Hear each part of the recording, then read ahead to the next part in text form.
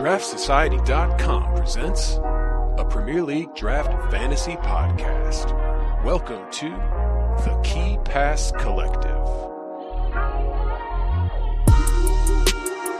Your exclusive source for the information, analysis, and advice you need to dominate your fantasy leagues. Come on in. We've been expecting you.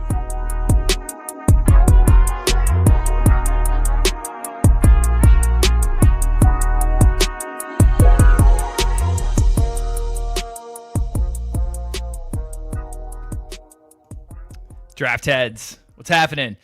We're back. It's post game week 1. We're prepping up for game week 2. And turns out some pretty interesting news just dropped as well that we'll absolutely get into here in just a little bit. But welcome in. How is everybody? Welcome back to the KPC, Key Pass Collective. My name's Joe Williams. I'll be your host for this particular episode. Welcome in, welcome in. For those who have never joined us live, you should do it. We got a bunch of chat going on right now in the chat. That's where that happens. We have Gary. We got BK. We got Justin hanging out in there. Fox's Army. Tom taking a break from the pod. Just going to give some banter in the chat. I love that. That's great. Let's see who else is hanging out today. Old Scruffy, as usual. Carl, absolutely. PBYR. Welcome. Hey, everybody. Anyway, if you've never joined us, you should. Join us live. You can chat, and you can, we'll pop your comments on the screen, and we'll answer questions that you have live as we go. It's pretty fun. So you should do it normally Wednesday. Draft Alchemy, what's up? Normally Wednesdays at 5:30 p.m. Eastern. So pop in here, say hey, hang out, chat with us, have some fun. Anyway, we are brought to you by the DraftSociety.com. What is the DraftSociety.com? Well, I'm really glad you asked. Now that it is in season, we have a whole lot of stuff that we offer, and just want to go through that really quickly for you. First of all, absolutely free. We've got your top 75 consensus rankings. Those will be, consensus ranks, but they're not going to be sorted by actual ranker like you would get if you do pay for the Inner Circle membership. But you will get the top 75 for free. We've got weekly waiver wire articles. You will get half of that free. So if you want the other half, you join the Inner Circle. We've got Sleepers 11 weekly article, which is free. We've got useful draft statistics. We keep track of so many statistics. It's absurd, and they are incredibly helpful. Do you want to know how many points per starter player that you're looking at has? It's in there. Do you want to know, more importantly, how reliant they are on goals, assists, and clean sheets for their fantasy points? That stat's also in there. There's some really, really impressive stuff in there. Floor, ceiling, their war rank, all of that is in there. Check it out. And then, of course, we've got projected lineups every single week. And those come to you for free. So it's pretty cool. Even if you don't have the shekels at the moment to join the Inner Circle, we got free stuff on there for you. So check it out, DraftSociety.com. If you're willing, the Inner Circle is now open. $60 for the season pass, which comes with the fantasy toolkit. $6 for the monthly pass, which will get you everything but the fantasy toolkit. Speaking of all of that but the fantasy toolkit, we're talking rest of season player rankings. We're talking player points projections every single week. We're talking trade advice that is confidential. It comes right to our email. It will go right to your email. Your league mates will never see it. Set piece taker tracker, fixture difficulty tracker, all of these things you will get being part of the Inner Circle. And if you have the season pass, you will have the fantasy toolkit as well. Bespoke to your Fantrax ID, literally will tell you who's available in your league, who we recommend that you should pick up. It will give you trade valuations for your players versus the rest of the players or the rest of the managers in your league. Fixture difficulty tracker is built right into there. Your team's rest of season value, it will tell you all about that. It's an incredible tool, absolutely incredible tool. It has cut my game week planning like tenths. Like it's more than, to say it's cut it in half is a severe understatement. I maybe spend a tenth of the time that I used to have to planning for the game week. It's actually an incredible tool. So check it out. If you're willing, support an independent fantasy football website. We would greatly appreciate it. And we already love those of you who do. You guys are amazing. Community are the best. So there you go. All right. today on the Key Pass Collective, we have to talk transfer news.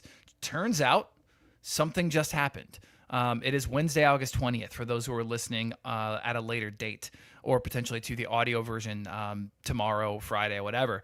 So we got to talk about some transfer news that just dropped. We'll talk about some other transfers as well. That's not going to be the whole show, even though it probably could be, because after that we have our first Fantasy Fake, Fantasy for Real. We had some monster first game week scores, and we need to talk about whether or not those could be trusted.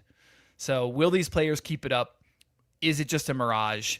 That's going to be important, especially for those of you who have not had your waivers run already. So hopefully for those who haven't, that will be really helpful. And for those who have, maybe there's a free player sitting out there on your free agent pool that we're going to recommend you go and grab. So check that out coming up. We'll go transfers, we'll go Fantasy Fake, Fantasy for Real, and then we'll do a quick run through of our Game Week 2 streamers. Okay, let's go ahead and bring in the boys.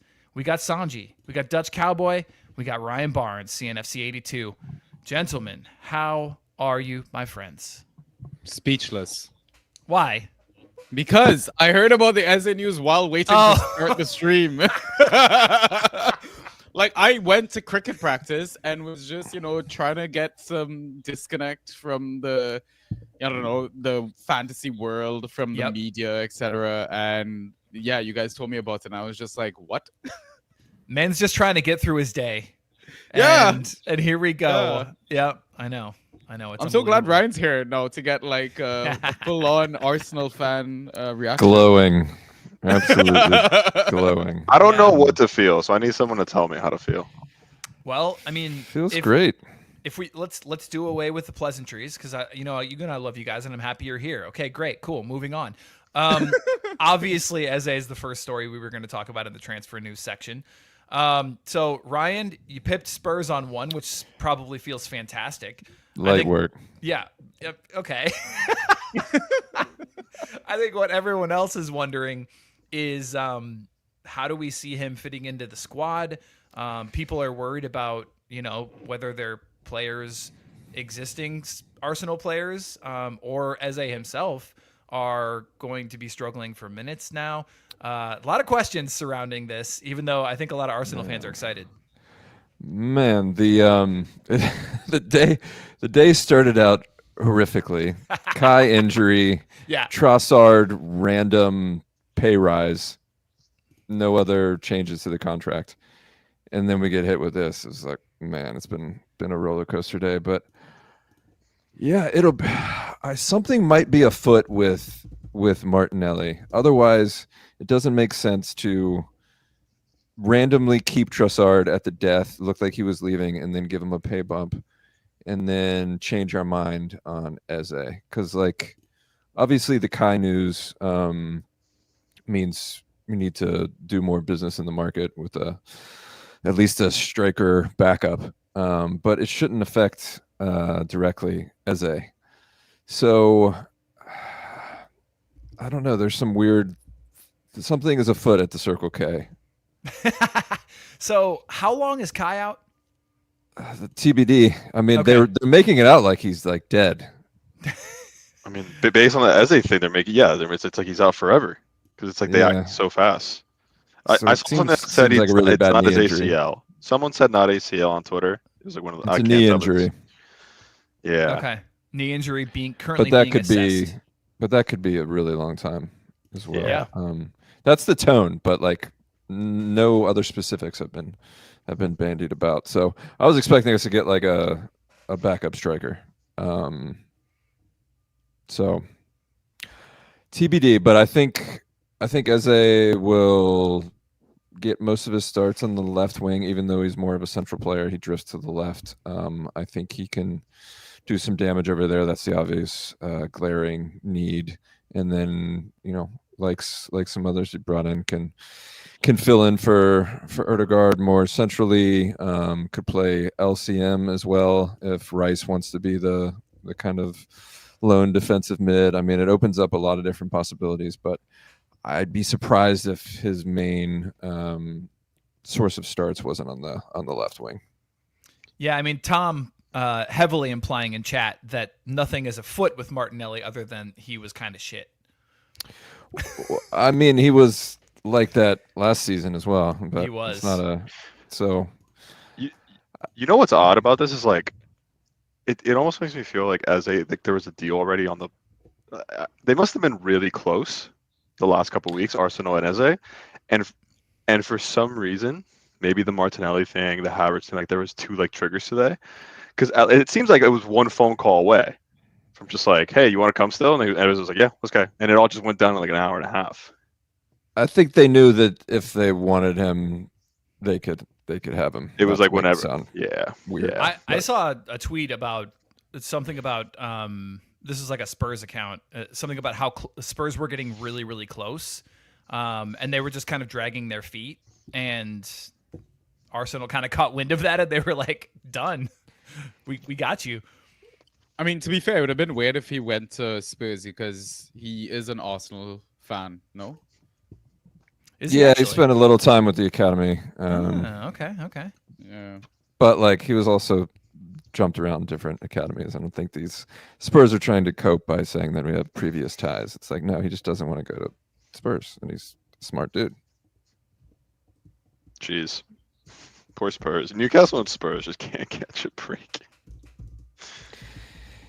And plus he also had a release clause, so that counts against Spurs. They just didn't know how to react to that. Yeah, I mean, it's a great signing for them. Definitely strengthens them overall. I'm curious to see if he plays on the left. He has before, but not consistently. So I guess we'll see. That would be the one kind of like you said, the glaring area that you guys would need him. Otherwise, I don't know that I'm really worried about Kai. Is there any chance that the system changes because of Eze? So Rice in the game against Man United was more tucked back as more of a defensive mid. So might be able to see something more like that where Rice and Zubimendi are more back, and Eze can kind of roam a little bit in more of a left central mid position.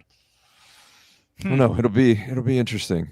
Arteta must have something cooking. Because I don't think it'll be like a straight like wide left wing setup. But I think it'll just kind of be in that general vicinity. But losing Kai is really, really concerning. So you're saying like a little box at times, just Zubi, them two back, and then Ode and Eze a little farther forward, and then Saka, just all the way to the right, all the way like as wide as possible. Yeah, more width from Saka, yeah. Or there's like a tucked in fullback. Declan joins that, and then it's just Eze and Odegaard in front of that. I don't know. There's like overlapping, and yeah. It just kind of piggybacking off of that. If I had Rice in any league, I'd be very concerned. He was lucky to get that assist, 0 ghosts. Like I said, he was not in really many attacking positions. I think he'll be more of a reserved defensive mid player this season, and this kind of even further reinforces that. So I'd be looking to sell Rice if I had him. Interesting. Although the corners are great, but like can't count on that every week. Or maybe you can. I'm gonna try to package him in McNeil. Oh god. Yeah, I got Rice. Sandwich. I need to sell him too. Yeah, I think.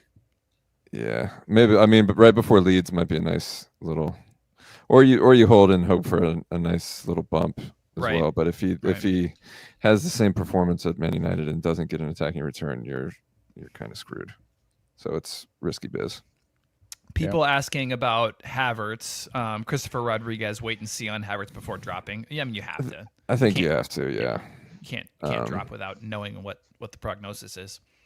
Yeah, but it makes it the fact that obviously he was competing with Gyökeres to begin with, so like he wasn't going to be a week in week out starter, anyways. But like it just to say it doesn't need to have a very long layoff for you to like have the incentive to drop him. I mean, trade immediately. You could try that.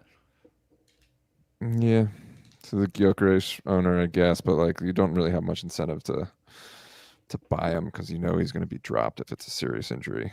Gyökeres managers are just they're the biggest. They're like a big winner today.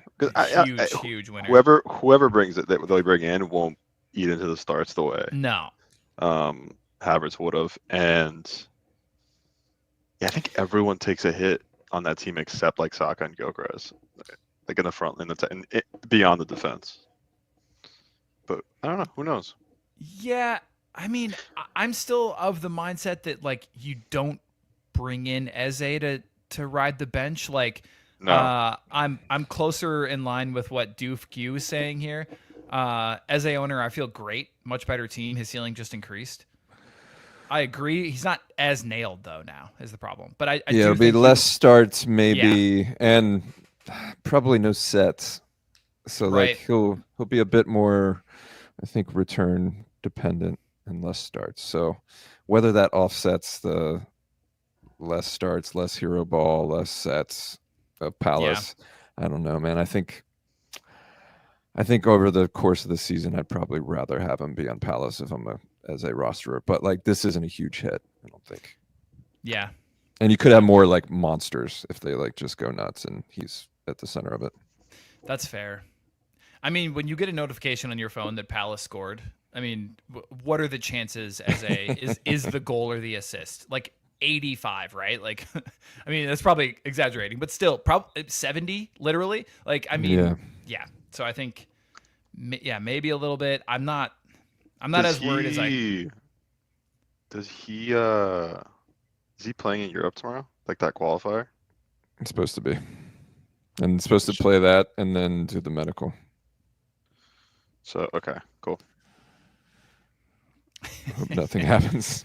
Tom's comparing him to Grealish at City, but he's just trying to get your hackles up, Ryan. I'm sure. Hope he just plays left wing and then everyone just simmers down. Hope he just gets that left wing spot and lets him cook there. Just everyone just it was good. I don't think Arteta's going to clip his wings as much as Pep did Grealish, and Grealish Villa. No shade to Eze, my new favorite player, but he was there levels. He was in his day better than Eze as a fantasy player, hands down. All right. Well, I mean, all these players are rostered. There's not really much you're doing about it. Is anybody trying to trade out Eze on the news? Would be the last thing to talk about, I guess. Not a bad idea. Just test the waters, especially for who Arsenal would you be fan. trying to get in? Let's see, what would be an upgrade if a like for like? Right. Like a Stach or. Dude, I'd need someone around that first round. I don't know who you'd get for that. Yeah, it would have to. Yeah, I mean, you'd almost have to. Someone would have to really want him. Like there had to be like a believer or like a delusional Arsenal fan in your league. Maybe get Wirtz on a low. Oh. I don't think that person would do that. To the Arsenal fan, and maybe it'd be worth a try. He didn't look great. 6 points, first rounder. Like there has to be a lot of everything had to be a fall in place, but like you can shoot for that. Yeah, interesting. There aren't that many mids out there that you could upgrade with. I was gonna say, yeah. You said you thought he would fall in value just a little bit. Yeah. From where he was drafted. So, like, if you were somebody who rostered United players, would you take Diallo? No. Take Cunha. I'd keep Eze. Yeah, but I mean that's not like for like, right? That's a forward. No. But like, so, it doesn't have to be like for like. You mentioned Wirtz. You're not getting Saka. You're not getting Fernandes. You're not getting Palmer. No. Would you take Kudus? No. You wouldn't take Kudus. Trade out Eze and bring in tempted Kudus? I'd be tempted. I'd take Kudus. After one game against Burnley, no thanks. I'd think about that one more than like the Wirtz one. I think would never happen. Wirtz would never happen. I don't think Wirtz happens. Yeah. I'd just keep him, to be honest. I would just keep the guy. Like at this point, like just eat it and see what happens. I think. Yeah, fair. The the interesting propositions are like, would you take like a Bowen for him? You had a first game, but you need a forward. I think yeah. Yeah, those are the conversations. Sanjy, this is the guy who always sends questions into Bantah Boys pod too, right? Bicetich fanboy. Oh yeah, he's recently joined the Bantah ecosystem. So he's obsessed with Bajcetic. He's on record. Obsessed. He's on record. Give me Bicetich over Eze. So where is that guy? Does anyone know where he is? The player. I think he's working retail. No, it didn't. Are you talking about the fan or Bajcetic? I think both. He's loaned out to where? Where is that guy, dude? Where the hell is he? Bluco. Las Palmas? Las Palmas. Okay, that's not. Yeah. Oh, he's with Ollie McBurney and good for him. Fabio Silva. They're in Silva came back. Honestly, that's a cheat code. If you can get a loan to Las Palmas, that's 100%. You're playing Segunda, like it's super chill. Incredible, and the location. I mean, I bet Ollie McBurney scored like 20 in Segunda. Ollie McBurney, and imagine training every day with Ollie McBurney. I know, dude. I'd go just for that. What an Adonis! Tottiandor season. This guy's hilarious. All right. Anyway, okay, guys. The other thing I wanted to mention was the quadruple transfer for Forest, which is just ridiculous. I don't really understand how this is going to work, but we should mention it. James McAtee, Arnaud Kalimuendo, Omari Hutchinson, Douglas Luiz, all apparently confirmed and through the door. This is going to make for a complete and utter fantasy nightmare, probably a fab war for some of those players on waivers, people wondering if they should use their waiver priority if they don't have fab. It's a whole thing. So are there any of those guys you want more than others? Are you confused about the whole situation like I am? Like, where do you land on this midfield madness? Is there a deadline, by the way, for when players are added to the system? There won't be for the community leagues. I don't even think like Douglas Luiz will be in there. Yeah, that's what I'm wondering. I don't think there's a deadline. I think they need 24 hours. So if he gets added, he'd need to get added. I think he would have already had to get added to be in the waivers tomorrow. It's only 24 hours if your league has that option checked. Don't all the community leagues have the default? The community leagues do for sure. Yes. Yeah. But it's not. There's some leagues where you can be sneaky as hell and grab players. Yeah. Oh, dude.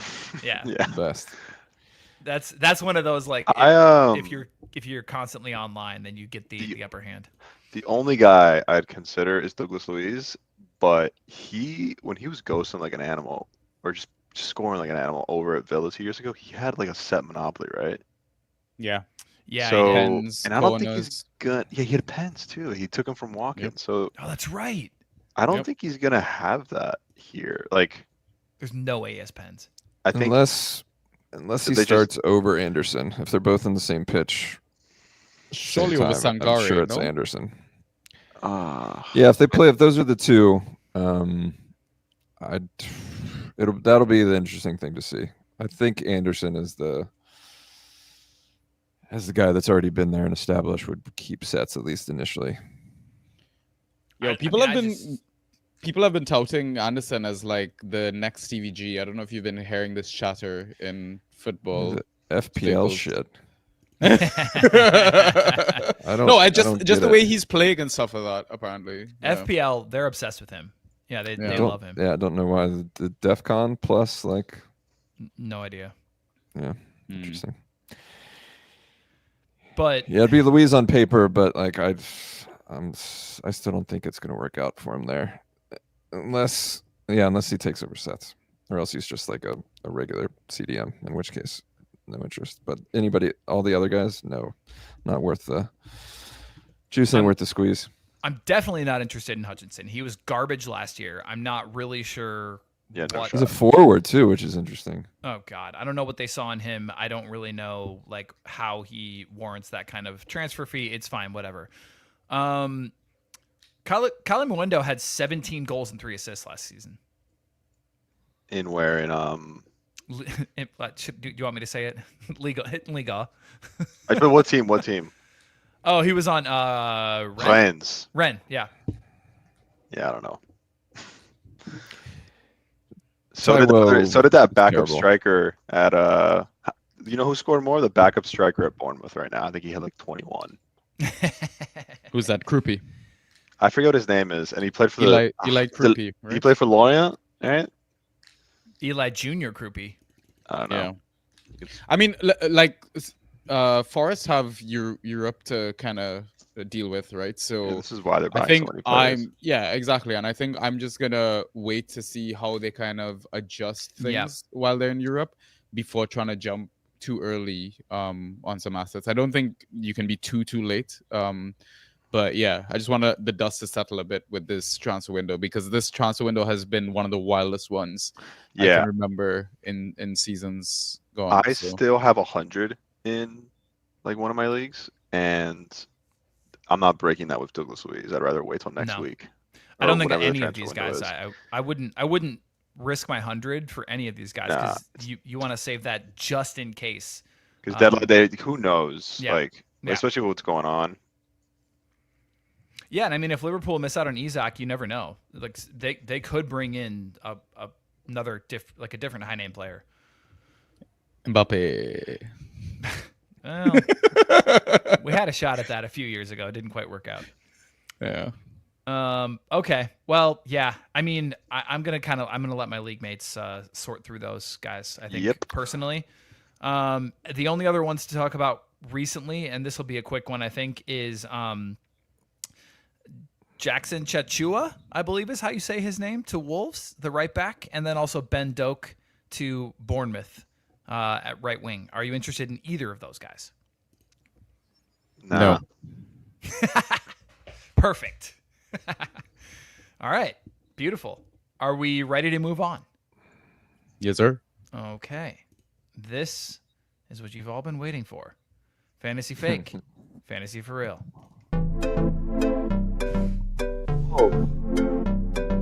Fantasy fake. Fantasy for real. Fantasy fake. Fantasy for real. Oh, man. Who did that? What do you mean? Wait. What do you mean? Who did that, sir? You? This man is a legend of our community. Okay. No, that's really good. I'm not hating. It was really good. Sanjy, he thought it was you. I know. I wish it was me. Are you kidding me? I wouldn't be potting if that was me. I would have a career in music, bro. Andre, Bad Bunny cameo. He did the he did the intro for the Bantah Boys pod as well. The one and only Andres Posada, man. Yep, Andres Posada. Is he still around? Yeah. He's in our Bantah home league, actually. We're keeping an eye on him. I love that guy. He's all right. Yeah. I haven't seen him around. Is he still a librarian? Can neither confirm nor deny. He was working in a library in New York City, and working with the youth on making podcasts and stuff too. Like it was pretty cool. He has an awesome job. Yeah, he's a good guy, man. He really is. Yeah, he really is. Very interesting, unique fellow as well. Yeah. All right, boys. Fantasy fake, fantasy for real. The question is, we all know that these players scored well week one. The question is, does it continue? And should you waste any of your fab or any of your waiver priority on them? So let's talk through each of these. If you're not interested at all, great. We can make it nice and quick. But if you are, it's going to spend a moment and just kind of see what we would do in terms of how much you're willing to slide his way to pick him up. All right. So unsecured barge. I understand that you'd like to talk about Richarlison. We're going to start with defenders, though. So we will get there. We will get there. Unsecured barge. All right. Big Dan, the other Big Dan, Ballard, 6%, rostered 33.25 fantasy points. He had a goal. He had 2 shots on target. He had a tackle, 9 clearances, 4 block shots, 6 aerials, and also a clean sheet. So the goal and the clean sheet would be the things that would sort of perk your ears up and be like, is that to be trusted, right? So kind of the question there. And then, of course, will this team leak goals now that they're not playing an absolutely dreadful West Ham team? So what do we make of Big Dan Ballard? I like the cut of his jib. Yeah. No, I mean the 16 plus ghosties that are pretty evenly dispersed amongst the defensive categories. Obviously, a big set piece threat. Sunderland's great schedule that we've all talked about early doors. I like him at least for now. Obviously, you can reevaluate after you pick him up, but like for now, it's a ride until the wheels fall off. I think he's got a lot going for him. So I'd say real-ish, but worth picking up. Google, my man. It's just a phrase. It's a je ne sais quoi. Yeah, is it an American phrase? I'm not sure. I love that phrase. I like the cut of his jib. I think it has something to do with like a jawline, doesn't it? It's like you have a handsome jawline. I have no idea. Anyway, sorry. Yeah, I don't know the origins. Yeah. He'll never score over. He's not going to score over 30 ever again. So this is his season high. Give a shit. If he 16 ghosts. No, for sure. I don't care. I think first game, Sunderland at home. I like it. I like the start of the schedule. I think I'd just rather have like Hume on that back line and like I don't know. I'm not sold on him. Yeah, I mean, Hume's not on the waiver wire. Hume's rostered in a lot of leagues. Yeah, I was going to include him because he also he scored really well, but he's rostered in far too many leagues to be included on this list. Yeah, I like I said, he plays Burnley. I think then he plays like Brentford at some point. Like the beginning of his schedule is really good, so he should keep scoring well. I don't know how many more clean sheets he'll get. I mean, I like it. Yeah, like Ryan said in the beginning, but I don't think it's gonna like last too long. Yeah, he's gonna be picked up. So if you want him, you have to get him now. Yeah, I'm not spending more than 10 on him, but that's a good line in the sand. I think under that, it's worth it for the next few weeks at least. Yeah. Okay. What do you think? And Sanjy? like we've seen like Leon Coopers, like those types of really aggressive defenders, even on shit teams, score pretty well. And it looks like Sunderland has obviously spent a lot more than most promoted teams. So like, it's obviously West Ham, but you know they might have something going for them. Yeah, I was gonna say I think we found like the Jacob Greaves potentially of the season, right? The centre back that ghosts well enough that we can kind of roster him as our defender 3, defender 4. I think he's real. I mean, I've already got him in one. Sorry, go ahead, Joe. I think it's funny you say that you compare him to Jacob Greaves, though, because if you remember, Greaves was utterly droppable for large chunks of the season. Yeah, but I feel like there was opportunities when I could have picked him up and I didn't. Sure. He then popped off. I feel like there were more often than not he scored better than he didn't. And the thing is like I'm not telling you to play Ballard game week in, game week out. Yeah. But I would rather keep him as a backup option on my roster than allow someone else to have that option and play him against me. So I'm keeping him as like my backup player. I've already got him in a league. And yeah, I like the numbers other than the goal and the clean sheets. I just think like Sunderland is going to come under siege from different teams and he's going to have to rack up the block shots or the aerials or the clearances, that sort of stuff. Yeah. So yeah, I mean, somebody who knows, like it's like you know, the boys alluded to about the easy fixture run as well. After a few game weeks, if someone comes knocking for an option of a defender, then I mean, you can also make some money out of it or get a trade out of it potentially. So yeah, he seems like the classic type of player that you would toss in. You know, it's like a second player. Sweetener. Exactly. Yeah. The only thing I'm worried about is all these new defensive signings. I don't know how it's all going to shake out and who goes where. You'd think they'd have a bit of loyalty for the guy who just had a great opening game and then obviously scored the winner in the promotion game. But that would be kind of my only hesitancy about keeping him long term. Yeah, Tom was even mentioning that he's not super confident that he's nailed, which is a little bit scary. I mean, again, that's why. So Ryan, you said no more than 10. Does anybody else have any lines in the sand in terms of not to give away the game, but because we have waivers that run tomorrow? I think I have it like 2 to 3 in the article in like waivers, but I probably wouldn't go higher than 5. I just don't know if one game like Sunderland could lead goals for the rest of the season. Like it's West Ham, like I don't know, West Ham looked like shit. They looked like shit in preseason, and yeah, I wouldn't go more than 5. Yeah, fair.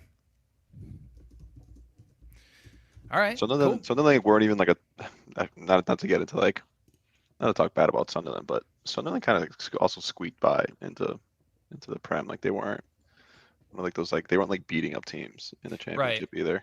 I don't know how many goals they conceded last season, but I guess we don't really know what Sunderland's going to look like. We just saw one game where they hammered West Ham. So, oh my God, we've just learned that a jib is a sail. So when you say you like the cut of the jib, it's the shape or style of a sail. Oh, cool. Which Tom mentioned somewhere up here as well. I guess a sail is like quite defined. Could be like a jawline in that way. I like that. Yeah. Good pub quiz knowledge. Yeah, exactly. Okay, moving on. Gabriel Goodmanson was not going to make this list until obviously the game on Monday night. I don't know that many people saw this coming. 6% rostered as well as Big Dan Ballard. 22.5 fantasy points, 2 key passes, tackle. He's got a couple of accurate crosses, 2 interceptions, 4 clearances, 4 dribbles, block shot, 2 aerials, and you do have to factor in that he got a clean sheet. But interesting, no goal in there. So maybe a little bit less fluky, but man, he did everything. Yeah, but Everton were crap. Yep. I only could watch the first half of that game, and Everton just couldn't figure it out. I couldn't watch the second half, but I bet it was the same. They just couldn't pass the ball out of their half. They deserve it for benching McNeil. Hey, thank you. Amen. Somebody probably start now after that. After that. Yeah, probably. I hope so, and I hope he scores I hope he just has a massive score, and I can trade him out. I think he would have subbed on if Moyes had even the semblance of trust in him. I know. He did sub on. No, he didn't even sub on. So. Oh my God. Isn't that crazy? Yeah. Genie must be having the best time ever. Genie's loving this. Yeah. But to get started, don't drop. Sorry. Unsecured barge. Don't drop him. Unless you're in my league, do drop. To start on Goodmanson though, I am going to say fake. Ooh. I want to give it more time. So you think Dan Ballard is real, and you think Gabriel Goodmanson is fake? Yeah, I don't know. I trust a center back's ghost points more than I do a wing back or a full back. That actually makes sense to me. Yeah. I just think like, I mean, obviously, I don't think Gameweek 2 versus Arsenal is going to be a good measure. I think after Gameweek 3, maybe like who do they have in Gameweek 3? Let me check. Got you. It's Arsenal, Newcastle, Fulham, Wolverhampton, Bournemouth. It's pretty rough. Yeah, I'm also. Yeah. I'd rather spend the money on Ballard. Yeah. So like I would judge him after the Fulham game, I think. Yeah. And then if he shows potential, I'm happy to take the risk against Wolves in Gameweek 5, if need be. It's going to be 2 tough games coming up. Yeah. And Newcastle are fully in their shell. Like they are, because, missing Isak and having whatever going on up front. I mean, they're basically playing counterattack, park the bus football. So I don't expect him to have a ton of opportunity there. I mean, it is at Elland Road. That's the only other plus I'd give him. The Newcastle game. Yeah, so for sure. But then they're away for Fulham, away for Wolves. Bournemouth, who are no slouches, obviously, and then Tottenham. So, yeah, I mean, basically for all Leeds assets, I'm kind of except one. Yeah, fair. Yep, and we will get to him. We will definitely get to him. All right. Anything else on Goodmanson? We're saying probably fake, but even if not, Luke Ayling vibes. That's a good shout. Nice. Can ghost on his day, but just not consistent enough. Yeah. Or even not as. Yeah. What was the other guy? Stroik?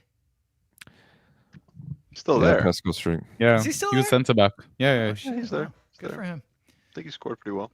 Well, he's not on this list, so. Doesn't exist then.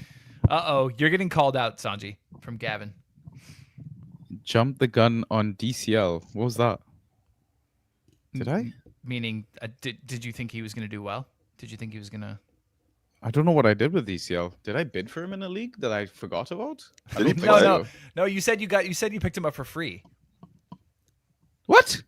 Didn't you say that in our chat? You said you got him for free. You said the waivers are. Oh no, I said he was free. Oh, you didn't. In IGL. No. Are you mad?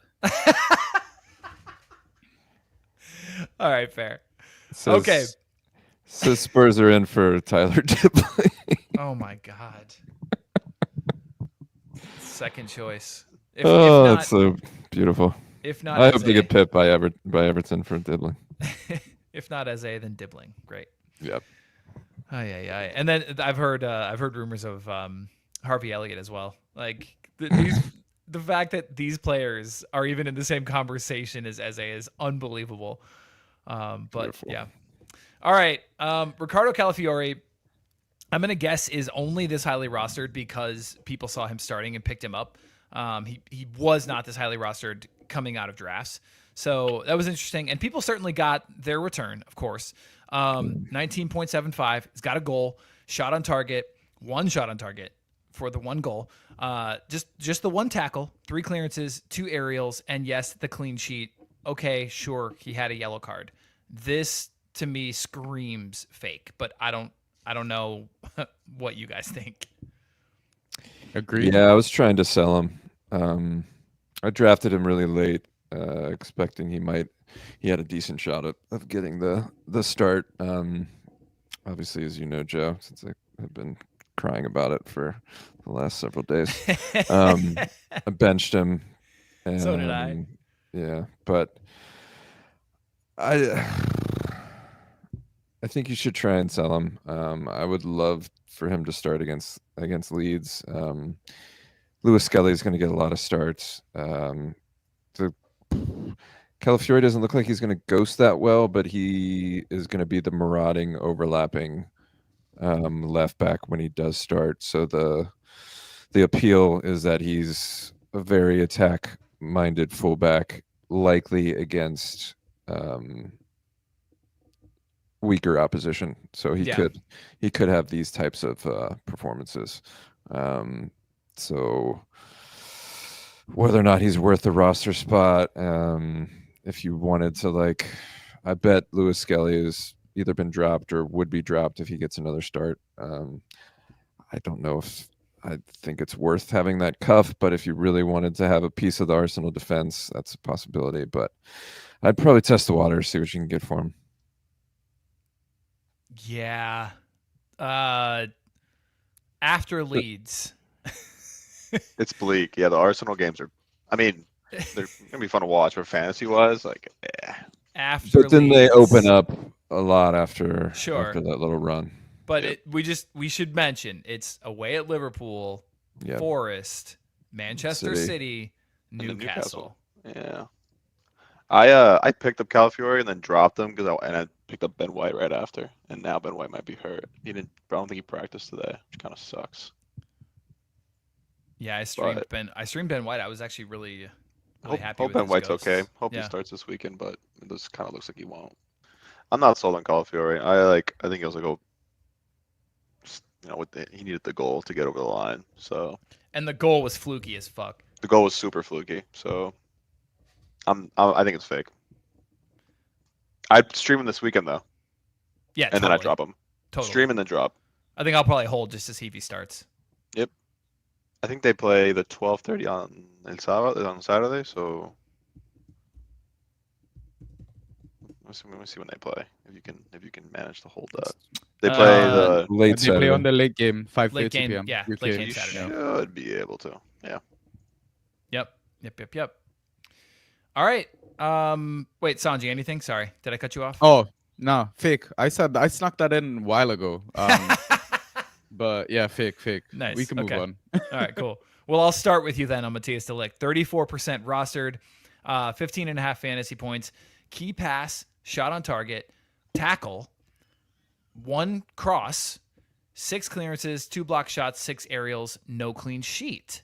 This one's kind of interesting to me. No clean sheet, no goal, 15.5 fantasy points. Genie was singing his praises all offseason about how he was somebody you should draft late in drafts. I think he's real. Yeah, this like one was upsetting because like I went with Maguire as like my last pick in a couple of my community league drafts, just because like Amram was so obsessed with Slabhead that I thought that maybe he'd change his tune at the last second. But yeah, I mean the main reason of me going Maguire is just I thought that central player in that back 3 system or whatever would ghost like a madman, and de Ligt is showing that. Yeah, and he did. Yeah. Which is now go ahead. No, I mean I put in the article he had a good ghost last week, so he ghosted 9 ghosts per star last year. He just conceded a shit ton. Yeah, right. And if you think they're gonna concede even a little less than last year, which they probably will. He's an okay defender, 3 defender 2 upside, maybe. I'd say 2. Like I'm pushing him up a bit higher. Yeah. I would tell anybody to go and look at his scores from the end of last season. That's what sold me on him, because I was like, what is Genie on about? And then I went and looked and I was like, damn, actually, wow, that's crazy. They're pretty impressive. I like him, yeah. I think he can. Yeah. No more than like 10 fab. I doubt it. Maybe I don't think he'll spend 10, but. I don't think I'd go 10. Put 4 to 5 in the article, maybe like 7 or 8. The only thing that scares me is just like I feel like it wouldn't surprise me next lineup like we see Amram plays Maguire instead of de Ligt or something. De Ligt was kind of like I think the one blip he had when he got bodied by Gyökeres. Other than that, he was kind of all over the pitch. Like he was kind of commanding in the back there. I thought he looked really good. Yeah. Like I didn't even see his like just watching the game, like not even thinking about ghosts. Like he just looked good. The eye test was passed. Yeah, for sure. I mean, he was all over the place too. Yeah. I mean, yeah, to have the accurate cross in there is kind of weird too, right? Like he just was doing all kinds of things, and yeah, I mean, I don't know. How much do you bid? I think depends on how nailed you think he is and how much of like a set and forget player he is. If you see him more of like a streamer, I don't think I would bid that much. If you really think that he's somebody who's going to continue this week in and week out, I mean, and you can just set him in your lineup as, like you said, a defender 2, Sanjy. That's, I mean, I would go 11 to 13 maybe. I'd rather have him than if you're going to spend fab this week, or if you've already spent fab like some leagues. He's the defender I would go for in this group right here.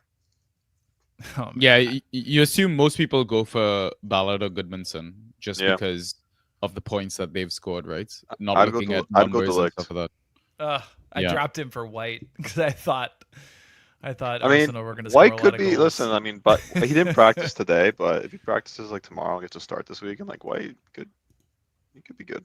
Yeah, I just I wish I'd done something different there. Yeah, but yeah, I think de Ligt is real. I think he's real too. Yeah. All right, beautiful. All right, let's move on to midfielders. Up first, of course, we cannot not talk about the top scoring midfielder in all of fantasy this week. Oof. That was one Anton Stach. 24.25 fantasy points, 4 key passes, did have the assist in there. shot on target, 2 tackles, 1 interception, 5 clearances, 1 dribble for a man that large. Unbelievable. Block shot. He's giant. How are you getting a successful dribble? Okay, anyway, 2 aerials, and it should be mentioned on a bunch of set pieces. Is that a full house? Is it a full house? I think all but 1 set piece. What is he missing? 1 clearance, dribble. Block Man, shot.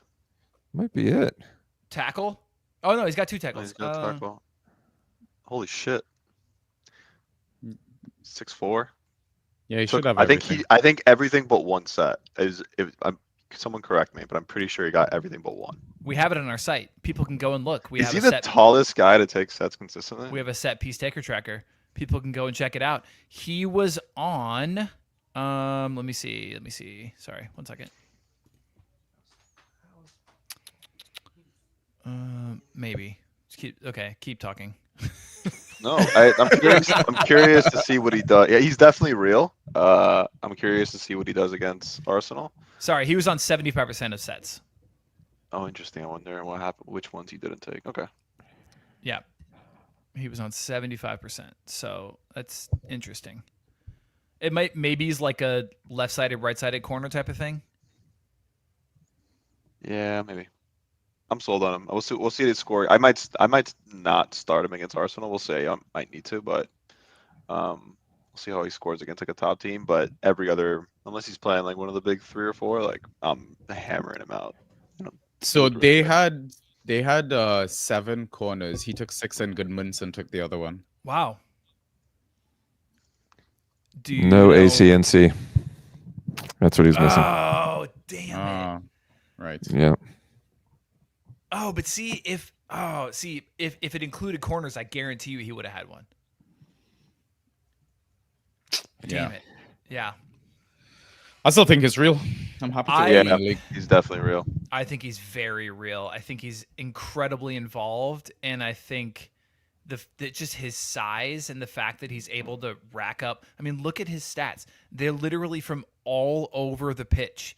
Like both sides of the ball, guys.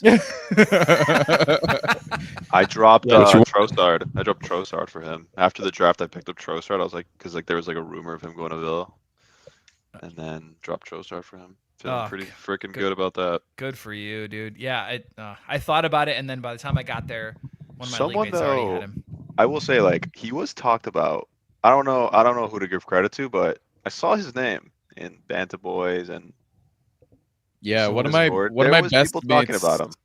Yeah. So one of my best mates, Anton Stats, nice one, Gavin. He like shouted him out to me. So I then brought him up in Discord, and our Leeds rep confirmed that he was on corners because they didn't really have a good set piece taker, corner taker, etc.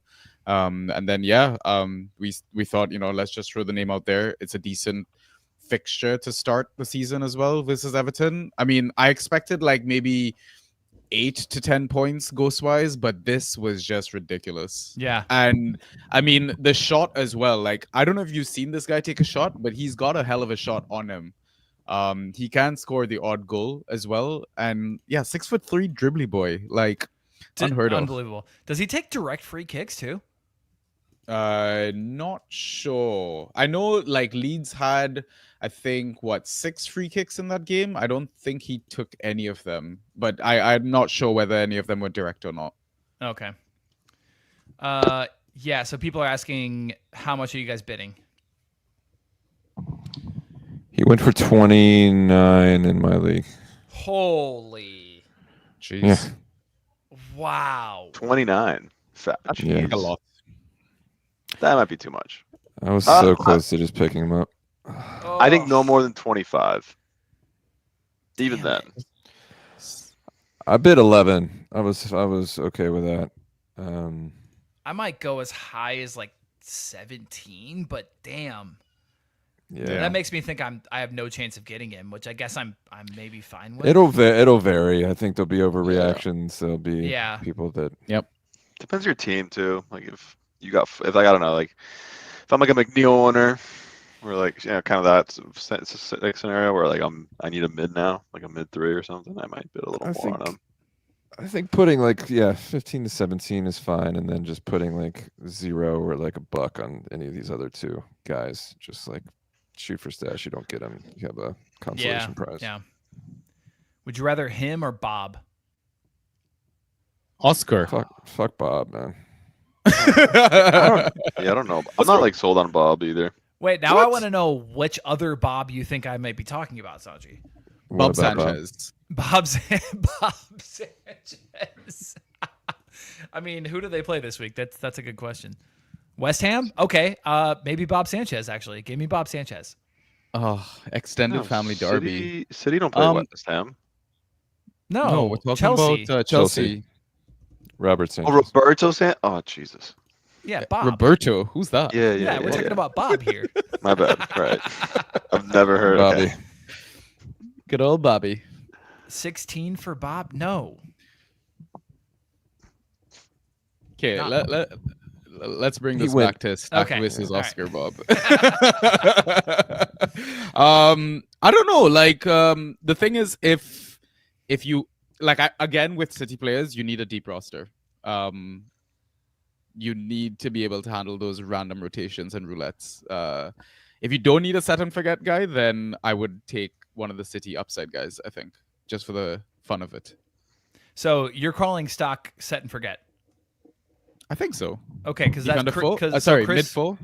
That's fair, because Christopher Rodriguez asking, he has the third waiver. Would you burn it? Nah, third waiver. That's the thing. If you're operating in a league without Fab, and you're just doing pure priority order, I would be way more careful. I think with there's 10 options like Stach. There's 10 days left in the window.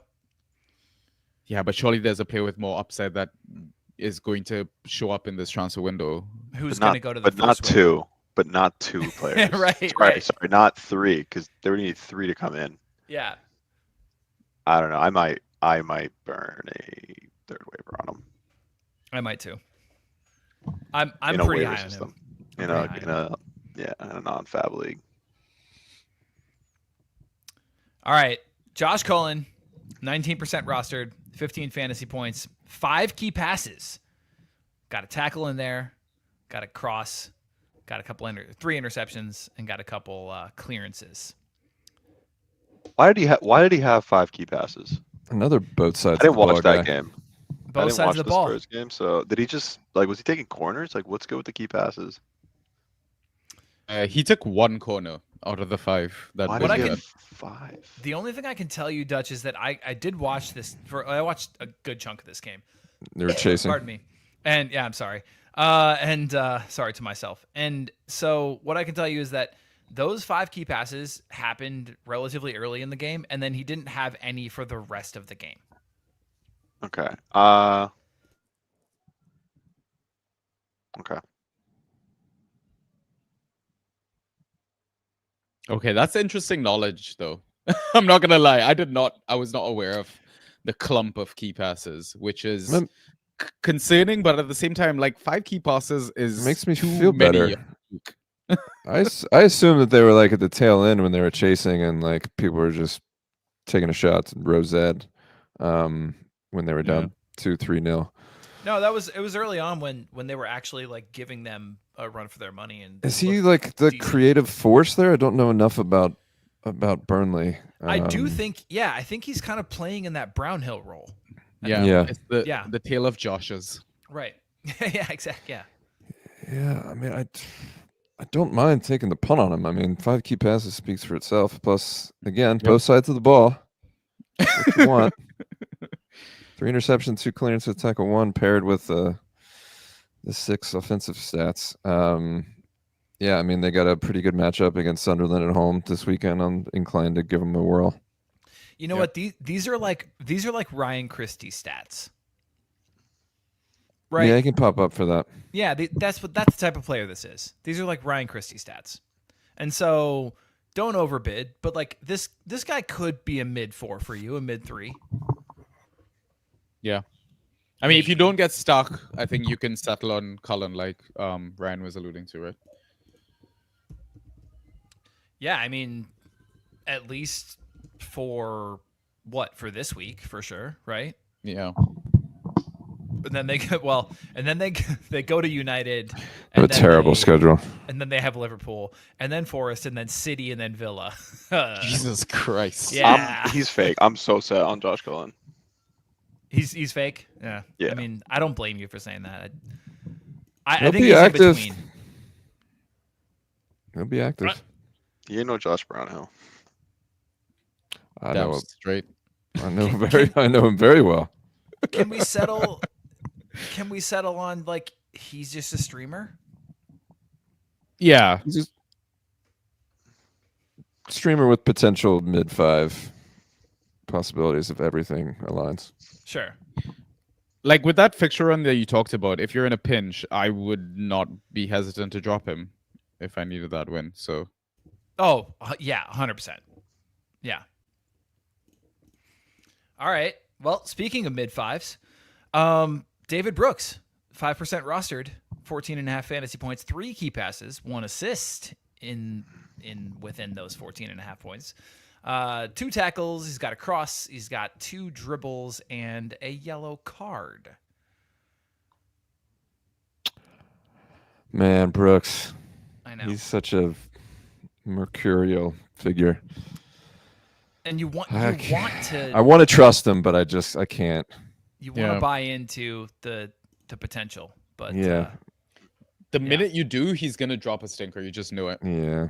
Or, I like him fucking Alex Scott. Until Kluivert, Yeah. until Kluivert's back, he'll start. So He's a I good like streamer. him until then. They got a good matchup at home to Wolves. I picked them up in one league for this week. Wolves, Spurs, Brighton are the next 3. Okay. He'll Kluivert's probably back after. I mean, I don't know what's going on with Kluivert, so who knows when he's back. But yeah, you're gonna play him this weekend against Wolves, and then I'd play him against Spurs. He's not long for this world. He's not gonna be a regular starter after a few weeks when everybody's back and the new signings. But at least this weekend and next, yeah, do it. Why not? Yeah, I suppose. What is it when you're fantasy real but only temporary? What is that? That's a streamer. Real-ish. Real-ish, okay. That's a streamer. Yeah, I like at home against Wolves this weekend. It's a good one. Yeah. Yep. All right. We should mention that Old Scruffy on top of the news. I mean, oddly, has had his medical, I guess, at Bournemouth. Announcement supposedly coming in the next 24 hours. He's wondering if that has an impact. I will be honest and say I have no idea. I think it will eventually, but not in time for this weekend. Yeah. In a good matchup. So, cool. All right. Moving on, boys. Let's talk forwards. Richarlison. Everybody's asking for it. 56% rostered. Same thing as Calafiori. As soon as people saw he was starting, he got picked up. People saw that Solanke was out injured, so he got picked up. Obviously, he was not drafted this heavily in 56% of leagues. So he is rostered in a lot of your leagues, which we understand, but still worth talking about. 28.25 fantasy points, 2 goals. So that would be 22 of those 28.25 fantasy points. 3 shots on target, 3 clearances, 2 dribbles, 3 aerials. I can't stand this dude. In real life, I picked him up. I was probably one of the only teams that had Richarlison this week that ended up losing. No. Wait, what? Oh no! That's crazy. Did you play against Semenyo? Who'd you play against? Ballard? Semenyo, O'Reilly. I mean, take your pick. Yikes. Let me know who you're playing this weekend. That's how I do my lineups. Trust me, this is how it works. I will. Yeah. We should have a section of the the draft society where it's we say this every. We've talked about every this season. plenty. Yeah. Ryan has the reverse Midas touch. My home league has some. Yeah, we have one in the home league like that. My condolences, Ryan. Yeah. That's thank rough. you. And I still would have come out on top if I'd benched Chalobah and Calafiori in favor of one Keane. And without that Stach non-existent handball penalty, I still would have done it even with Keane. But that double Everton clean sheet wipeout with Tarks meant I lost by 3. But yeah, how bullshit was that penalty, by the way? Oh, it's absurd. It's fucking absurd. Unbelievable. Incredible. Unbelievable. But Richarlison, that was a long wind up into the fact that I hate to say it, but he's passing the eye test. I thought he looked good against PSG in the Super Cup. So that doesn't mean that it's just against Burnley at home. Obviously, he's had these patches before.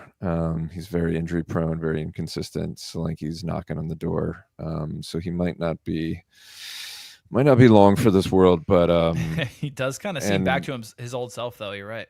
Yeah, he looks. I must say, he looks pretty good. And obviously, they're not going to bench him while he looks this good. But you just don't know when the lights are going to turn off, and then he's just goes back into a pumpkin, and Solanke takes over the role that he should have had from Jump Street. So it's risky biz to like not trade high, but the temptation is certainly there.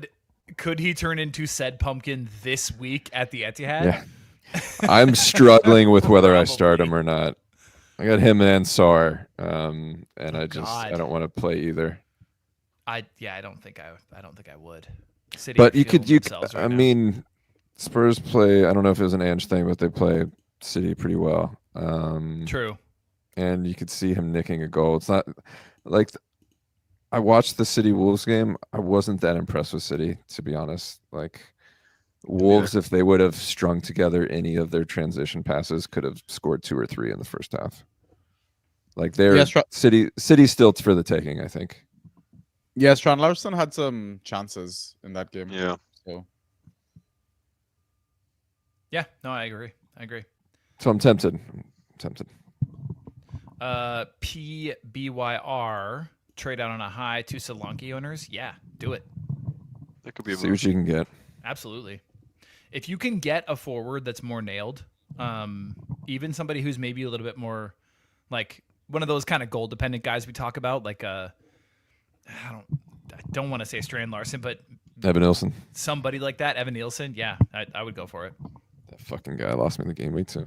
It's all good. We'll have him this weekend against Wolves. He'll score. I mean, but Dude, Ryan, better. You knew you had drafted goal dependent FC. Yeah, no, I absolutely knew it, and I knew he wouldn't do shit against Liverpool, but I was just like, I was worried about the rest of my guys not starting. He almost scored one too. He had it was like a loop ball in, and he like headed it back. It looked good. Yeah. Anyways, what could have been? 0.25 later. Speaking of goal dependent, Elazir Mayenda, 34% rostered. Not sure why. 12.5 fantasy points, 1 goal, 1 key pass, 1 shot on target, 1 aerial, 2 dispossessions. It should be mentioned that he was against me this week. So, yeah. I think he's fake. So fake. Yeah, he's super fake. But this weekend and this opening run. Yeah. He Burnley this weekend. Send them out. So do me a favor and kind of compare him to Liam Delap last year. Do you think that's a similar kind of comparison? No. That's harsh on Delap, I think. Yeah, it's harsh. I think Delap is a much better goal scorer. Yeah. Well, I mean, they're both super goal dependent. So we have 1 goal from 1 game. I think it depends on. Yeah, but Delap is able to score more goals than Mayenda. Like, I don't think he's going to come close to Delap's goal figure. Okay. And I don't think Mayenda by any means is nailed either. They've got a few strikers that are knocking on that door. True. If he didn't score this week, he could be benched this weekend. You know what I mean? Yeah, like Isidore came off the bench and scored, right? So. Yeah. We could see Isidore this weekend. And they still have Guiu. Yeah, exactly. Twitter's obsessed. We talked about this, right? Why is Twitter obsessed with that guy? FPL. It's FPL, bro. 4.5. It's like 4.5. I don't know really what the fuck that means, but like, it's just an enabler for the way you play the game. I don't need to talk about it too much. I want to shake these people. Honestly. But yeah, I agree. He's fake. Just competition and, like you said, goal dependence, etc. Yeah. Cool. All right, Sanjy, I'm coming right back to you. Lyle Foster. Lyle motherfucking Foster is back in the league. 7% rostered, 8.5 fantasy points, which may not seem like much, but he did nothing in terms of attacking returns. 2 key passes, 2 clearances, 2 dribbles, and 4 aerials. What do you think? Your boy Lyle. My guy. I mean, I've got him in a league mostly as just forward 3 backup option. The thing that worries me is that they do have options up front. I think it's similar to Mayenda in that situation where I don't think by any means he's nailed, because you've got Armando Broja, you've got Jakob Brun Larsen. I mean, I was honestly surprised to see him start. Same. Because same. they got Edwards, they got Jaden Anthony. Yeah. Right. And like last season, especially with his whole mental health crisis that he had, I forgot about that. So I was like really uncertain about like getting him in leagues and stuff like that. But I mean, it's promising, the ghost points as well. I think he's definitely an option if he starts this game week against Sunderland. But not sure I'm gonna look past that the way we kind of spoke about Burnley's fixtures on the horizon. Sure. Makes sense. Anyone else? Fake. Short and sweet. Love it. Yeah. Maybe this week if you're really struggling. I mean, we didn't mention. I mean, that's the end of fantasy fake, fantasy for real. But like we didn't mention just what a ridiculous game week 1 it was. Like how many many studs though. You have an interesting definition of the word fun, Richard. Right. I don't know, I had a good start. I also won. I mean, not all of us did. I had my first draw of the season. Okay. Oh God! Already, Jesus. I drew on 123.25 points. Oh my God!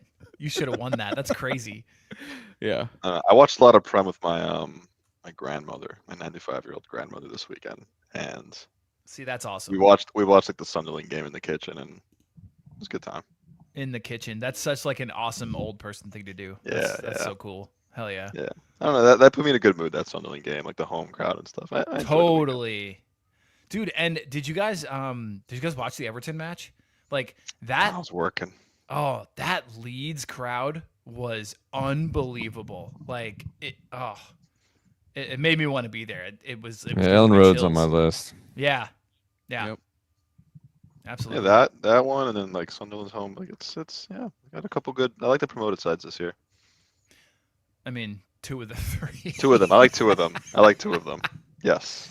Burnley, man. But no, I mean, I can't remember another year when so many high draft picks were completely missing the first week. Palmer, Stach. No, I mean like literally sitting out. Oh. But also, Foden. yes, blanks. Yeah, blanks as well. Ahmad. I mean, okay, if you drafted Foden, you knew what you were expecting. Oh, yeah, like, for you sure. You knew what you're getting. Sure. I mean, same with Isak, but still, right? Like, yeah, Marmouche, yeah, like you said. I mean, McNeil is another one that we'll probably talk about next week, because next week we're gonna do how worried are you? So what I thought you meant was how the first rounders actually performed, because quite a few of them like quote unquote flopped, right? Agreed. Go too well. Palmer, Saka, Wirtz, Bowen didn't do too hot either. Yep. Gyökeres, exactly. I was gonna throw him in as well. So yeah, at least half of them flopped. So I'm wondering how many managers are a bit uneasy right now and are potentially looking at trading them out, etc. Yeah. People are way too defensive about their first round pick, because then you have to admit that you made a mistake. It's so soon after draft day. It usually takes a few weeks for people to soften up. Believe me, I sent every offer that could be to Gyökeres owners. Nice. Let me rebuffed. I felt. No, go ahead. Let me just run through a couple of these. So Palmer 5 points. Saka actually not too bad, 7 points. I mean, I'll take that. That was his worst performance eye test that I've seen in a long time. So and 7, I mean, sure. Verts 6.75, Gyökeres 1.25, obviously Isak 0, Bowen 5.5, Eze 7.25. Have we mentioned Joao Pedro? Oh, dude, I was playing him. I was kind of scared. I'm against him this week. 0.5. Yeah. I mean, there was that stuff about with a clean sheet. Behave. By the way, there was a stat going around as well after Crystal Palace kept that clean sheet about how well they've done. I think over the past 10 games, when it comes when they come up against like tough opponents, like quote unquote top 6 quality, etc. So I think you also got to give credit to the Crystal Palace defense and how well Oliver Glasner has kind of coached that side. Yeah, but Neto's still got his 9 ghosties. Like it's more concerning that João Pedro just doesn't have the ghosts in him to survive a blank game like this. Yeah. Fair. Yeah, and you gotta expect the subs as well because Liam Delap is doing well off the bench. So yeah, second round draft. That'd be good. Value is it's not looking good, bro. Fulham, Brentford by far. Just all right. So Andre Caputo asking, would you rather watch West Ham v Palace or Fulham versus Brentford?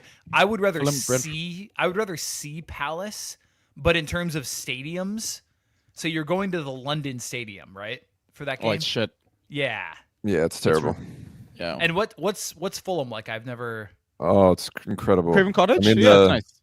The atmosphere is not like fiery or anything like that, but like in terms of a day out, it's right on the river. Like it's lovely. You mentioned the brewery tour as well. Yeah. Fuller's Brewery is right by there. That's my league mate. That's where we had our draft. His crib. That's Andre? That's your league mate? Hell yes. Yeah. Nice, Andre. Wait, was he the one that had the horrible a great draft? No, that was not. No, that wasn't him. But he did host a fantastic live draft. There was 10 of us there. It was fantastic. I think your boy Sebastian's in the chat too, and he was asking you earlier how it felt to be lower than him in the table. He is lower than me in the table. No, he said you were. Oh yes, he is a subscriber, and I'm very proud of him. He's come a long way. I have nothing but good things to say. Nice job, Seb. You're the best. Anyway. He had the toolkit up he had the draft it up in the we appreciate live. I was like, oh shit. That's why he drafted so well. Hell yeah. We appreciate you, man. There he is. Airing our league's dirty laundry. That's awesome. Well, you've been getting free advice for 3 years. So. I love that you tune in, man. That's awesome. All right, boys. Last but not least, we're going to talk some Game Week 2 streamers. So these are 1 week plays. So when we talk streamers, we are talking about, just because it's the first time we're doing this, mainly just guys we're targeting for 1 week. So don't overbid on these guys. If possible, bring them in for free potentially, or a very low fab bid. I mean, we're talking 1 week plays. We'd like to match up this week. We'll explain to you why, but that's kind of what we're looking at when we talk about streamers. Okay, Ryan, you are up first. All right. I mentioned earlier that White wasn't seen in training. He also came off with a slight knock against Man United, so I wouldn't be surprised to see Timber get the nod. Good matchup versus the Leeds at home. He doesn't usually score that well, so I don't like rostering him rest of season. But in terms of a decent defensive stream, I like him, and he should be on your wire. I picked him up in one league. He might have gotten drafted, but if he's available, he's worth a shot. We also talked about David Brooks. Good matchup. Looked pretty good against Liverpool. If you need a midfield stream, he's a decent shout. Nico Gonzalez quietly bagged double-digit ghosts against Wolves. He almost made the fantasy real, fantasy fake. Yeah, fair.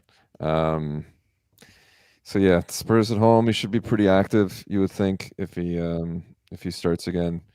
So yeah, another mid-5 streaming option.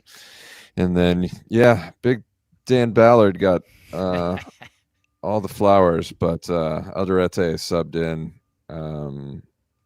over the weekend and looked pretty good. Got nearly 7 ghosts in less than 40-minute cameo. So yeah, if you weren't able to get Ballard and you won on the Sunderland defensive train, Alderete is I think a cheaper, easier option who should start in a good matchup versus Burnley this weekend. And so you think he then has earned that starting spot, or why was he a sub? He got hurt. The other guy got hurt. The other guy got hurt. Yeah. Oh, okay. Knock. Okay. Yeah. And so he was a late signing.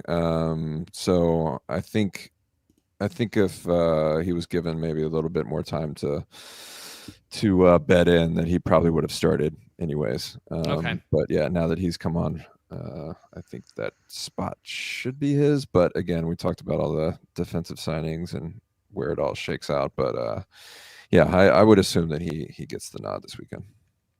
Nice. I like it. All right. Sanjy, you're up next. So we already touched on Stach from the earlier segment, so I think we did sufficiently. Yes. Yeah, I'm not gonna bang on about him anymore. Just go get him. Cullen we spoke about as well. Good fixture, lots of key passes. Yeah, again, go back, listen to what we said. Chris Richards. I was shocked actually to see that he was under 40% rostered in leagues, especially after what we kind of saw last season from him. Yeah, I think the 3-1 is a bit of an aberration from Forest against Brentford. I'm blaming that result on Brentford, and I think Crystal Palace will give them a tougher matchup. So yeah, I'm backing Richards to ghost well and possibly keep the clean sheet. Let's see. And then finally, it's hilarious. I wrote this name before you guys even told me about Eze being confirmed to Arsenal. I just thought that, the rumors were flying. There's a chance that, maybe we don't see him in the lineup, because there was rumors that he wasn't going to be in the Chelsea lineup either, right? In Gameweek 1. So therefore I've gone with Eze, double S-E, versus Forest as well. So yeah, I think he should be the natural successor to Eberiche. So yeah, those are my picks. Do you think so? I love the SA shout. I think for this week and potentially the next couple of weeks, that could be really solid. Do you think that if El Canoes happens, or the other guy, Solis, that's his name, the Greek guy, right? That's his name, the winger, yeah, the Greek winger. Do you think that either of those eat into that, or do you think SA could be a grab and hold, like potentially become like a mid 3, mid 2 even? I think they'd probably give the minutes to the guys that they bring in. Yeah, I'd be worried if, I'm not going to drop tons of fab on SA. I'm hoping to grab him for 0 fab, 1 fab maybe, because I feel like most managers wouldn't know unless they kind of tuned into the community and obviously like the content that we produce. So even as like an FA, I'm hoping that he just goes under the radar and I'm just going to grab him. Yeah, the guy that came in for him though against Chelsea was the Justin guy, Devaney. Oh, the guy who scored the winning. He came in for him. The guy who scored the winning penalty kick. Yeah. Yeah, Eze didn't see minutes, and he came in straight for Eze at the end. Weird. Yeah. Yep. Justin. So Devaney. I mean, yeah, I would love for it to be Eze, but yeah, TBD. So. Yeah. Yeah. Eze is 20 now. Justin Devaney's 21. It's an interesting team. It's hard to say. R.I.P. Franco. That's all I gotta say. Ugh. Yeah. Absolutely. Bummer. All right. Beautiful. So let me see. Hold on 1 second. Okay. Dutch, you're up. Yes. You guys left me with. I was gonna say this is it, as Ryan said, it's a rite of passage. This is what happens when you're not. It's all good. Quick on it's the a draw. good. No, it's good. It's when you're last into the document. This is what you get. I love that he's gone with an anagram for his first pick as well. Holy shit! Yeah. Hey, that's nice. So the first one is I like Chelsea defenders this weekend against West Ham. I think Shavala scored okay. So did Achimapong. They both scored okay points. I think they both hit at least 6 or 7. which isn't amazing, but they're playing West Ham, and I think there's a good chance they get a clean sheet. So I'd be fine streaming either of those, and Chelsea have a good start to their season in terms of fixtures, so they could be holds until otherwise. And when then you say 6 or 7, you mean 6 or 7 ghost points? Yep. That's right. Yeah. Okay. Yeah. Because I was gonna say they got the clean sheet, so they actually had way more points than that. Yep. Yeah. And then Onana. I like Villa. If Brentford really do suck, I like I like Onana. He ghosted 7.5. Actually, no, he ghosted 5.5 and then got a clean sheet. But it's either him or McGinn. I think the only 2 guys that may be available that are going to start against Brentford that you could stream, unless like Donny Mallon comes up, and then I like him. But I like someone on Villa on your team if you're going to stream someone against Brentford. Hoping for a Gassan start there. Yeah, please. Yeah, Gassan would be amazing. I have him. I don't hope think it's that gonna happens. happen yet. I don't think he saw minutes though this No, weekend. it's a few week, if not maybe a month out yet. Unfortunately. Yeah, I mean, Villa have really good fixtures coming up. So if he does get a start, I mean, they get Brentford, Palace, Everton, Sunderland, Fulham, Burnley, Spurs. That's Villa's opening. Like that, I have Gassan in one league. I have to hold them. So I like Villa to start these games. They just kind of, it's like a fantasy, like dead zone kind of, unfortunately, but could do worse. Talby, I think he's a Belgian fella, right? He's a right winger on Sunderland. I think he saw like 80 something minutes. He ghosted terribly, but he got an assist. And oh yeah.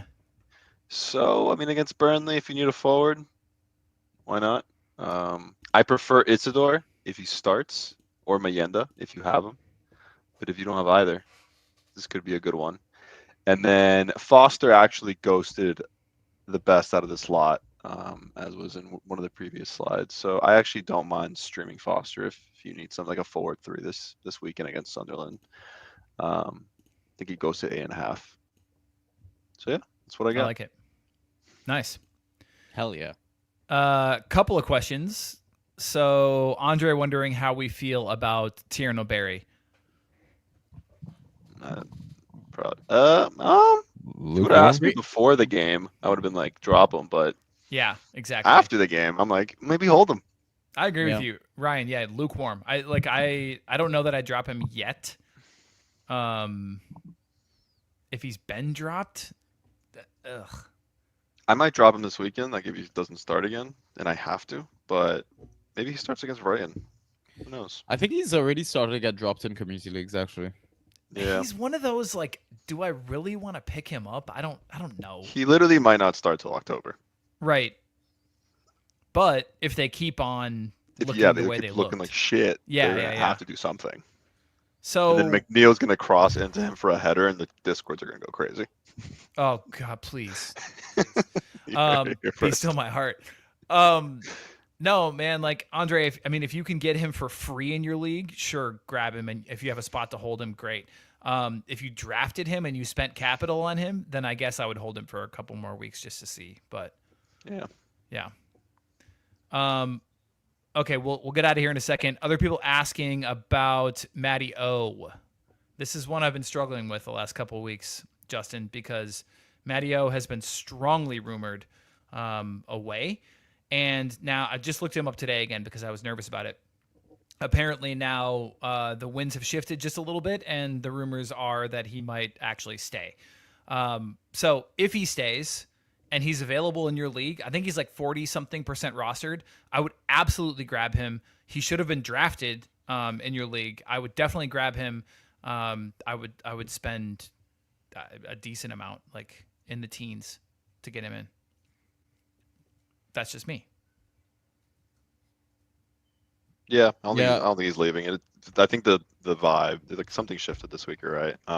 It doesn't sound like he's going. So unless the Douglas Luiz thing was what it took, and then tomorrow we see something different, but you're not dropping tomorrow, Thursday or Friday. So just keep him. I wasn't prepared for him to be on penalties either. Definitely. Yeah. And dude, Everton away, do it. Keep him. Yeah. Yeah, but was one thing was Welbeck on the field when he took that penalty? I don't think so, right? Ooh, good call. No, he was not. But Ruter Yeah. wasn't. People But I thought don't Ruter think- was going to take pens. Yeah, I don't think. Ruter drew the pen. Didn't take the pen. Yeah, true. That's how he got his assist. Yeah, I thought he was gonna take that, and he didn't. I was like, damn. I think even if Welbeck's on the pitch, they might give it to Matt O'Reilly. Yeah, Ruter was shit, man. Unfortunately, He scored it. He got the assist. Goal but that's dependent, safe to man. say. Yeah, and he's gonna be for sure. Knew what you're getting into. No, Mattio's great. I mean, he was good last season when he started. The problem was he got injured and he had a couple goal kind of return dependent matches, but he was A certain Discord will make you think he's the next coming of like. Of course. I haven't been on Discord today. Are they? What are they saying about Stach? I'm sure he's the second. Stach coming. was more like that's Monday's news. Yeah. They move on quickly, yo. So there was a lot of like as a cope. There was a lot of like as a cope today. It was people just that checks deluded. out. I was too. I just wasn't typing. I was freaking out a little bit too. Yeah, makes sense. Makes sense. All right, let's shut her down, boys. Community, as always, you are incredible. Love y'all. Thanks so much for joining us. Best of luck on Game Week 2. If you have any questions, head over to Discord. That's where the conversation happens. Nothing's on Twitter anymore, aside from transfer news from people who are taking ad money from all sorts of different places. So Ooh. head over to Discord. Head over to Discord. I usually say Nazis, but this time I mixed it up. Not good company. Not good company. Right. Head over to Discord, and that's where the conversation happens. And of course, if you have any questions specifically for us, send us a DM. Otherwise, Omar, no, do not drop Delap. Stop it. Okay, sorry. Especially in a no-ghost league. Come on. No, Omar, please. All right. Anyway, back to business. Thanks, everyone. We'll talk to everyone soon. Best of luck in this game week. Cheers. Love y'all. Bye.